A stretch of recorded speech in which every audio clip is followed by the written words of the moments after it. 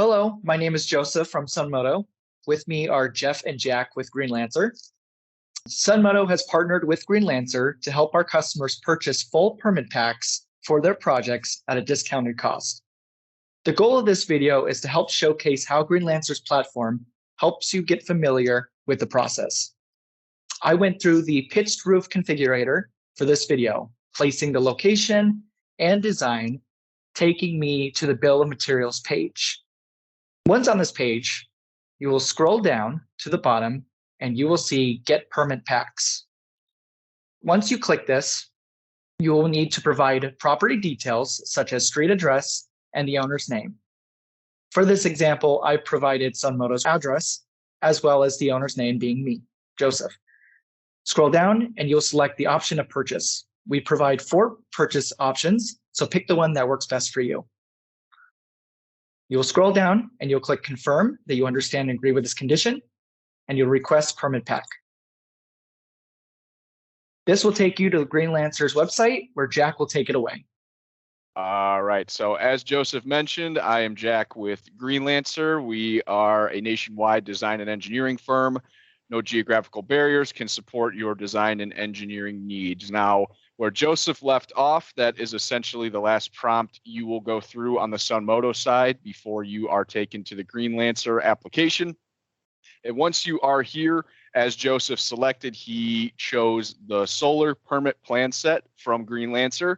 And just to sort of recap, as you saw options on the SunModo side, there's also the option for structural and electrical PE stamping options. Now, this version here is just the solar permit plan set that would be submitted to the jurisdiction to apply for the permit. Now, as you see from the SunModo side, we have the building address, we have the owner name, and this service here. So from a high glance, this looks like it is ready to be checked out. However, we will need a few more details to get started. So what we're going to do, as you get from SunModo and you're looking at this screen, you can take your mouse and hover over this service right here that says awaiting purchase. And once you click on this, the important information that we did capture from SunModo, you will see we selected to upload files.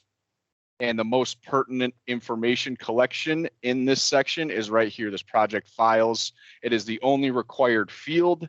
Now, what you will do, as you see, we did get the bill of materials and racking report from SunModo. That is already taken care of and does not need to be re-uploaded. However, we do need to get some more info pertaining to the site electrical characteristics. So that would be the main service panel rating, the bus bar, if there are any preferred methods of interconnection for the system. That can all be uploaded right here as well. So it's pretty simple, choose files, and really you have the ability to throw any and all pertaining information into this. Our sort of saying or motto is the more information, the better. The more we have up front, the more chance we have to get it right the first time around. So once you have that, and say this file that I just uploaded was the rest of the electrical equipment specs, that can be taken through photos. If you use a Google Drive Dropbox link, that can be placed into any of these text boxes you're seeing on your screen here. And then once we have that going, we can come all the way to the bottom, and then we can save changes. And then once we have the electrical specifications uploaded as well, we can proceed with the checkout prompts. And once you get to a certain point, it will ask you to upload a credit card or payment method. That can be an e-check, credit card, as I mentioned, so on and so forth. And then you will follow the checkout steps. Now, just for a further demonstration of the website itself, if you were coming to GreenLancer, say for a project that was submitted and purchased last week, you needed to get back to it because something out in the field changed, this button right here with the little home next to it will take you to the home screen. This will be welcome blank installation company, blank solar. That will be attached and specific to your organization. Now, to get to projects that you did need to reference that have already been submitted and purchased, this manage projects button here, or this projects with the briefcase icon next to it here, will take you to all completed and in progress work. You see here that we have, several for demonstration purposes again, and say that you needed to come back and add more details to complete your project. For example, this is the one I was just working on. I will come to this like I did in the beginning, hover my mouse over it, click into it. We have that one quote for the solar permit plan set. I'll click that. And then I essentially get back to where I just was. Again, can click into this and go back to where I was to upload more information.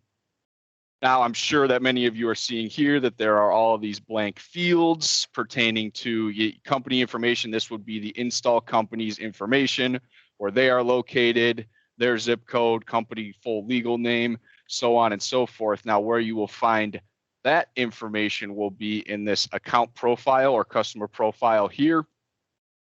Once you come here, this can all essentially be captured from one point going forward. So we'll have all this, company information, address, street, city, state, zip code. That will all be pre-captured.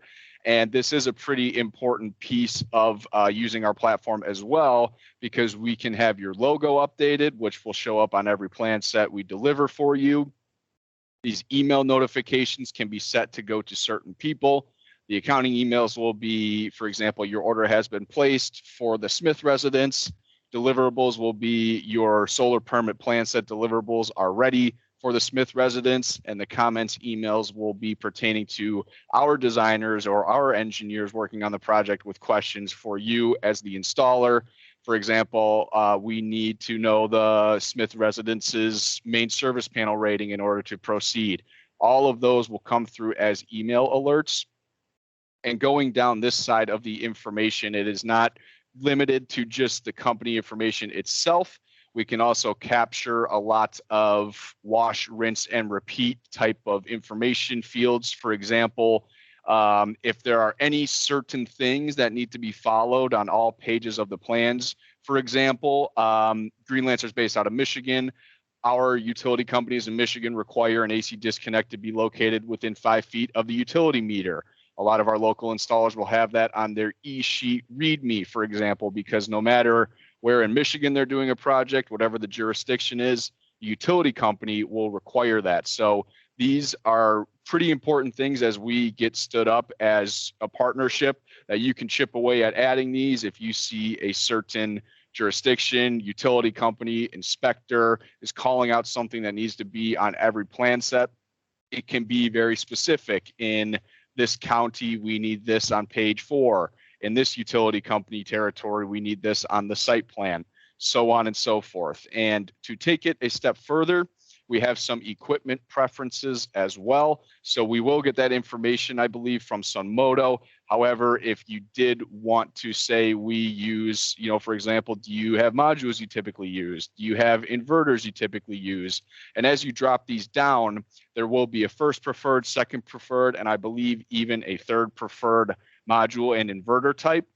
So it can sort of be, this is what we typically sell. If not that, we use this. And again, there will be some information coming from SunModo, so we can answer our own questions is sort of what I'm getting at, to save you an email and response from that, as well as some structural preferences. If you have a certain rail span you like to stay at or not exceed, lag bolt diameter depth, so on and so forth. We can capture all that. And something that I really like to hound with some of the clients I work with is listing your toughest jurisdiction to work in and why. That way, when we get a project in that territory, for example, our designers, our engineers will have their antennas up. They'll know it is a tougher area to work in. They know there will be some specific requirements that may not be required in other areas. So we can really customize the installer's account in this page here and make it as unique to you as an installer as humanly possible. Now, after a project is completed, I'm going to jump over one tab. This is what it will look like. This is just from one of our demonstration accounts. This client, this address, this service.